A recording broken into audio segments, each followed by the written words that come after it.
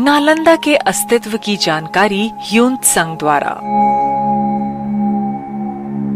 परिवार का झुकाव बौद्ध धर्म की तरफ होने की वजह से ह्यून-त्संग ने बचपन से बौद्ध धर्म की शिक्षा ग्रहण की थी। 20 साल की उम्र में ही वो पूर्ण रूप से बौद्ध भिक्षुक भी बन चुके थे। लेकिन इतना ज्ञान अर्जित करने के बाद भी उन्हें ऐसा लगने लगा कि अभी भी उन्हें बौद्ध धर्म का सही ज्ञान नहीं है।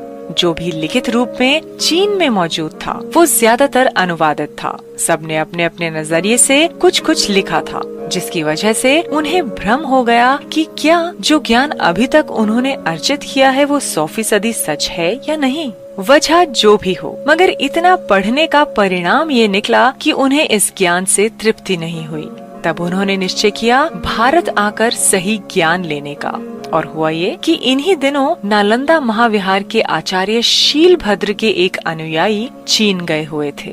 जब ह्यून-त्संग की मुलाकात इनसे हुई तो उन्हें पता चल गया कि सही ज्ञान लेना है तो नालंदा जाना ही होगा। और इस अनुयायी के कहने पर उन्होंने नालंदा जाने का पक्का निश्चय कर लिया।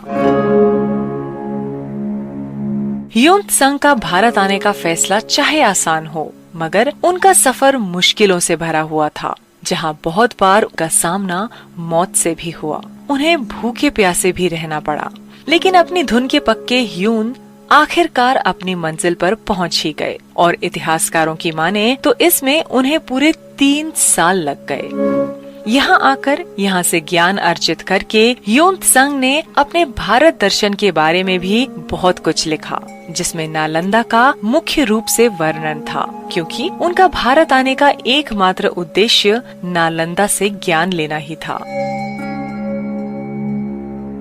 12वीं शताब्दी में बख्तियार खिलजी द्वारा नष्ट की गई नालंदा को कुछ सालों में दुनिया भूल गई, जब तक कि ह्यून-त्संग द्वारा लिखे गए लिखित प्रमाण नहीं मिले। इन प्रमाणों के मिलने के बाद भी नालंदा को खोजना आसान नहीं था।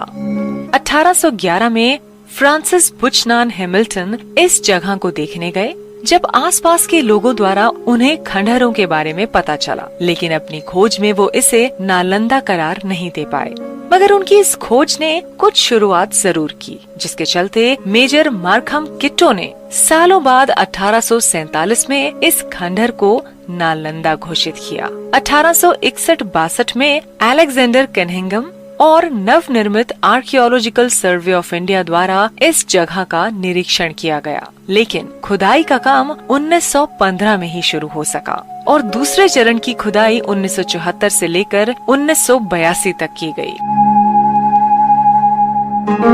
ह्यून-त्संग ने अपनी किताब सातांग सियूची में नालंदा के बारे में काफी विस्तार से लिखा है। इसी किताब के बलबूते पर हमें नालंदा महाविहार की महानता और भव्यता का प्रमाण मिला। ह्यून-त्संग ने इस महाविहार से शिक्षा ग्रहण की थी और कुछ देर तक यहाँ शिक्षा दी भी।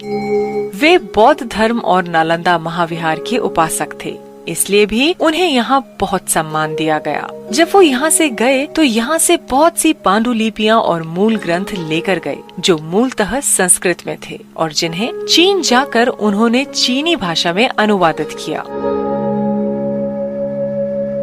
बताया जाता है कि जाते हुए वो 657 बौद्ध मूल ग्रंथ, 150 अवशेष और साथ में और भी बहुत कुछ 20 घोड़ों पर लेकर गए और इनमें से 74 पांडुलिपियाँ उन्होंने खुद अनुवादित की। कहा जाता है कि ब्रह्मपुत्र लांघते हुए उनकी बहुत सी किताबें गिर भी गई, तभी वो जितनी किताबें लेकर गए उन सभी का अनुवाद नहीं कर पाए। ह्यून-त्संग ने मुख्य शिक्षा आचार्य शीलभद्र से ली, जिनके ज्ञान और महानता से वो बहुत प्रभावित थे और इसी समय उन्हें भारतीय नाम दिया गया मोक्षदेव का। 7वीं शताब्दी के अंत में आए दूसरे चीनी यात्री इति सिंह ने श्री विजया से संस्कृत सीखने के बाद 10 साल नालंदा में शिक्षा ली, जहाँ पर उन्होंने बहुत ज्ञान लिया और जाते हुए अपने साथ 400 संस्कृत पांडुलिपियाँ लेके गए, जिन्हें बाद में अनुवादित किया गया। ह्यून-त्संग को नालंदा में बहुत सम्मान और आदर मिला। इस बात का प्रमाण हमें इस बात से भी मिलता है कि उनके चीन लौट जाने के कुछ वर्ष बाद प्रज्ञादेव नाम के एक भिक्षु ने उन्हें वस्त्र भेजे।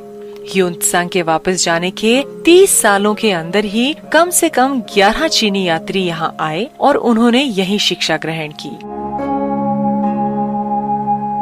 नालंदा की खुदाई में न सिर्फ इमारतें मिली हैं, बल्कि बहुत सी मूर्तियाँ, सिक्के और शिलालेख भी मिले हैं। खुदाई से कुल मिला के करीब 14,500 वस्तुएं प्राप्त हुई हैं, जिनमें से प्रदर्शन के लिए कुछ चीजें रखी गई हैं। समुद्रगुप्त के समय की मिली मोहर से ये प्रमाणित होता है कि शंकरादित्य इस महाविहार के संस्थापक थे।